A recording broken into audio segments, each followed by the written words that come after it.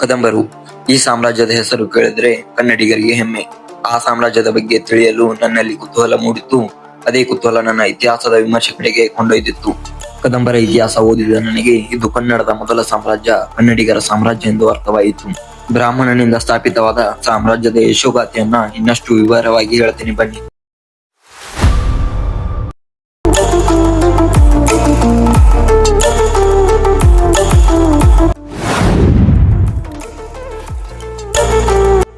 ಅದು ಸುಮಾರು ಕ್ರಿಸ್ತಶಕ 345ನೇ ಇಸ್ವಿ.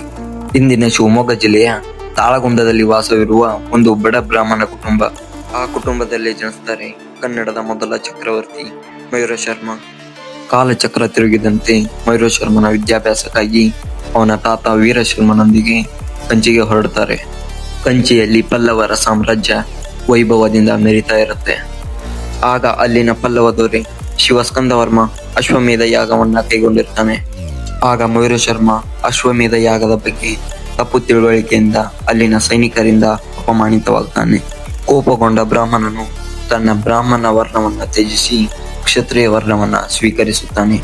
ಪಲ್ಲವರ ಮೇಲೆ ಸೇಡು ತೀರಿಸಿಕೊಳ್ಳಲು ಕಂಚಿಯನ್ನು ಬಿಟ್ಟು ಶಸ್ತ್ರಾಸ್ತ್ರಗಳನ್ನು ತೆಗೆದುಕೊಳ್ತಾನೆ.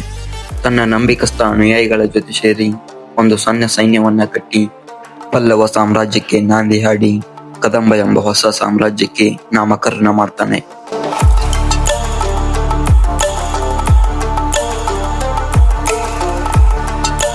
ಮಯೂರ ಶರ್ಮನ ನಂತರ ಅವನ ಮಗ ಗಂಗವರ್ಮ ಸುಮಾರು ಕ್ರಿಸ್ತಶಕ 365ನೇ ಇಸ್ವಿಯಲ್ಲಿ ಅಧಿಕಾರಕ್ಕೆ ಬರ್ತಾನೆ. ಅದೇ ಸಮಯದಲ್ಲಿ ಪೃಥ್ವಿಸೇನ ಅವನ ರಾಜ್ಯದ ಮೇಲೆ ದಾಳಿ ಮಾಡ್ತಾನೆ. ಗಂಗವರ್ಮ ತನ್ನ ರಾಜ್ಯವನ್ನ ಉಳಿಸಿಕೊಳ್ಳಲು ಪೃಥ್ವಿಸೇನನ ವಿರುದ್ಧ ವೀರಾವೇಶದಿಂದ ಹೋರಾಡಿ ತನ್ನ ರಾಜ್ಯವನ್ನ ಉಳಿಸಿಕೊಳ್ಳುವಲ್ಲಿ ಯಶಸ್ವಿಯಾಗ್ತಾನೆ. ಆ ನಂತರ ಭಗೀರಥನು ಅಧಿಕಾರಕ್ಕೆ ಬರ್ತಾನೆ. ಈತ ಒಕ್ಕಾಟಕರ ವಿರುದ್ಧ ಯುದ್ಧ ನಷ್ಟಗಳನ್ನ ಹಿಂಪಡೆದು ಕದಂಬ ಭೂಮಿಯ ಏಕೈಕ ಅಧಿಪತಿ ಎಂದು ಕರೆಸಿಕೊಳ್ತಾನೆ. ದುರಾದೃಷ್ಟವಶಾತ್ ಅವನ ಮಗ ಪಲ್ಲವರ ವಿರುದ್ಧ ಹೋರಾಡಲು ಹೋದಾಗ ಪಲ್ಲವರು ಅವನನ್ನ ಹತ್ಯೆ ಮಾಡ್ತಾರೆ.